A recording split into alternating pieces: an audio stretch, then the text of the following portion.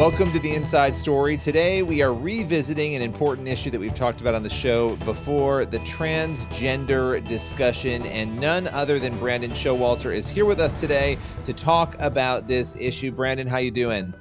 I'm doing great, Billy. Good to be with you again. Yeah, you were just recently with us, and there have been some developments, some interesting elements that have happened since we've last chatted. But I want to, before we even get into things here, point people over to Generation Indoctrination. When you're done listening to this episode, go and download season 3 of the show. The episodes are really incredible, but also heartbreaking and stirring.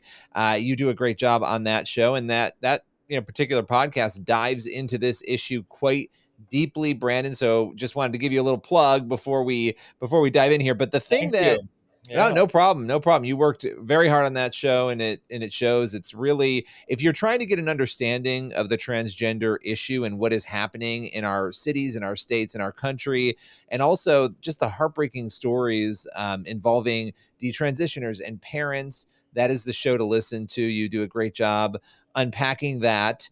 But I want to go in here to this new analysis from the American College of Pediatricians.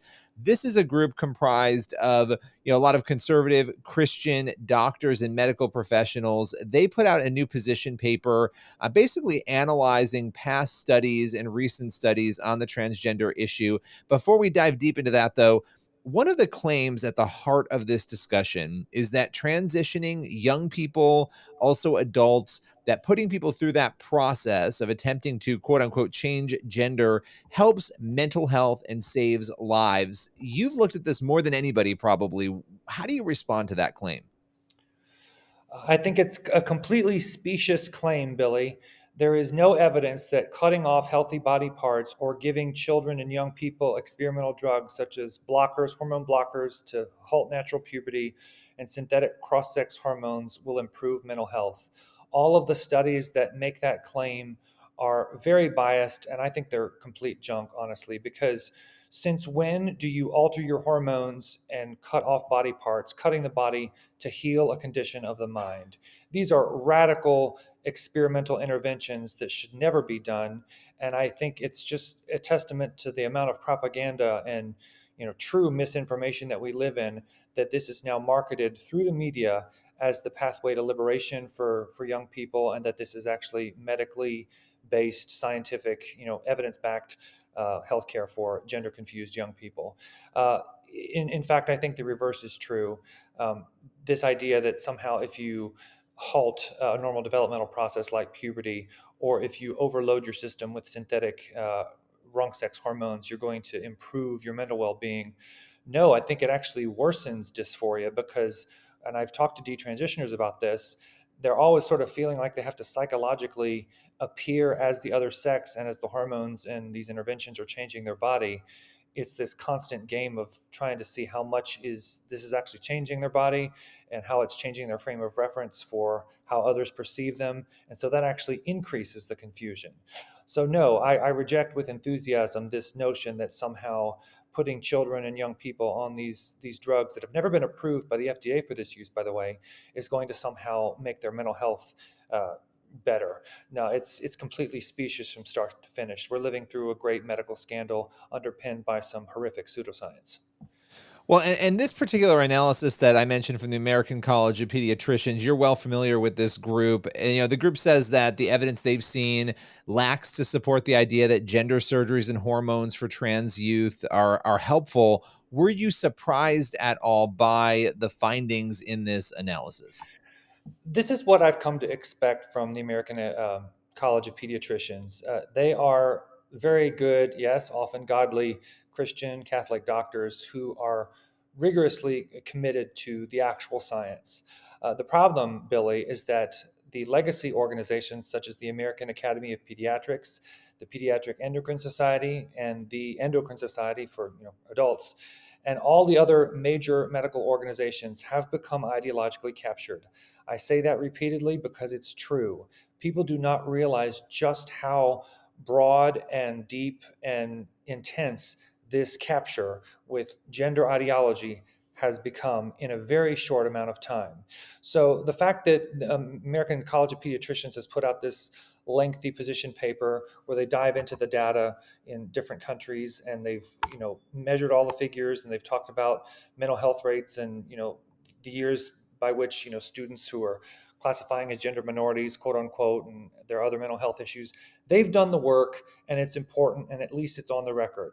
I think the problem that we face, Billy, is that the legacy media, the corporate press, has already decided, no matter what they say, that these are a bunch of right-wing Christian bigoted people who are in a hate group, and they've come out, so they don't even have to look at the science.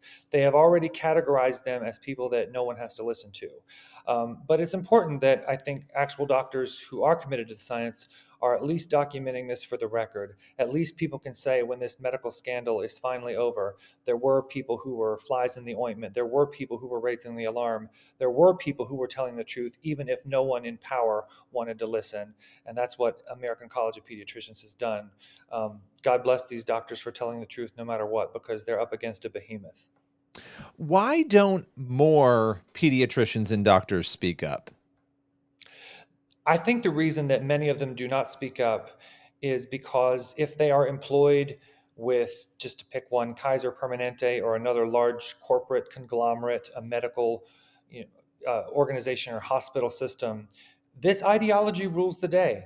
They will lose their jobs. And if they are doctors and pediatricians with medical school debt and they can't afford to start their own private practice, they don't have a financial lifeline, there's this intense pressure to just go along, to get along, keep your head down and do your work, and just trust that maybe one day this will eventually fade and they can do something different. Maybe, I don't know. There are all kinds of pressures that exist within these spaces because, again, with the ideological institutional capture of not only the medical organizations, sort of the academic medicine types, like with the American Academy of Pediatrics, this is in all of our hospital systems. This is in, this is in the universities. This is everywhere. So the pressure that even good doctors who object to this, and they don't even have to be religious. I know plenty of doctors who think this is insane, and they're not Christians, or they're not religious Jews or that kind of thing. The social pressure and the culture that exists within the medical system is fierce to just go along. And so from all sides, they feel as though they just have to just try and navigate their way through this. I think that might be starting to change. We have had some whistleblowers. Dr. Eitan Haim from Texas Children's Hospital has recently blown the whistle about what was going on there and how uncomfortable he was seeing that go down. Of course, we had Jamie Reed, the whistleblower at Washington University of St. Louis, and that the gender clinics were shut down all across the state of Missouri in that case. And so we are seeing some brave people start to speak up. But it's very hard for doctors to find the courage to speak up, particularly if they have a lot of debt, and just in addition to all of the cultural pressure that's around them on a daily basis. And some of them just are, a lot of doctors, they just want to do their work. They're not into sort of fighting the good fight, and it takes a certain kind of specimen of doctor who really wants a war on his hands to be able to resist. And sometimes there's just other things they would rather do with their time. Not everybody's cut out to be on the front lines of a fight like this, but the pressures are numerous, and they manifest in different ways in each person's life. Yeah, it's interesting because one of the things that we saw in that analysis was that essentially the claim is that based on research, suicide attempts among trans-identified youth, they're not higher than people who experience bullying or who identify with being lesbian, gay, or bisexual, that basically there wasn't this massive difference. And if that's true, that's really interesting because, again, we go back to how we started this conversation. The claim is that by doing this, by putting somebody through these surgical and medicinal attempts to make them feel more like the opposing gender, the opposite gender, that you're somehow saving their life or helping them. What's your reaction to sort of, I'm sure you've seen this data before, but seeing that suicide rate claim? The suicide rate claim was particularly interesting because the suicide narrative is so key to understanding transgender activism. The bullying that goes on in clinical settings and medical offices, where doctors and nurse practitioners tell parents that unless you allow your child to go on blockers and hormones or have a surgery, that they are very likely to or will commit suicide. So the suicide line is used as a threat to make parents who are hesitant comply with this insane ideology. And so the fact that the numbers now show that the actual suicide rates for, you know, these people who identify themselves as trans are no different than others who have experienced, bullying or are among the LGB identifying people, that's that just goes to show how much the suicide threat is part of the narrative and it's not borne out by the actual data. Um, so I hope that people are getting the picture that if you hear that kind of manipulation, if you take your son or daughter to a doctor and they happen to be gender confused and the doctor says something like that, you can fire right back and say, no, that's not true. I've seen the numbers. He's no more at risk for suicide than anything else. People need to just reject that with enthusiasm. And how dare any doctor do that, though? I think that's such an unprofessional thing for a doctor or someone who's in a position of medical authority to say to a parent. That's not informed consent. It's coercion, it's manipulation, it's appalling. It's not in keeping with any sane standard of medical ethics, and it needs to be called out vigorously. Well, I appreciate you joining us to take us through this. I think, in particular, the ideological capture of so many of our institutions where information is distributed, that is one of the most troubling pieces that we see in this, because if it can happen with this issue, what other issues is it already happening with, or could it happen with in the future? And I mean, your show, again, Generation Indoctrination, does a beautiful job of really exposing just how bad this issue has become. People can download that. Head over to the Christian Post. You'll find it there, but it's also on your favorite podcast platforms. Brandon, as always, really appreciate your time today. Thank you, Billy. Appreciate it. Everyone else, make sure you tune in next week for another episode of The Inside Story. We'll see you then.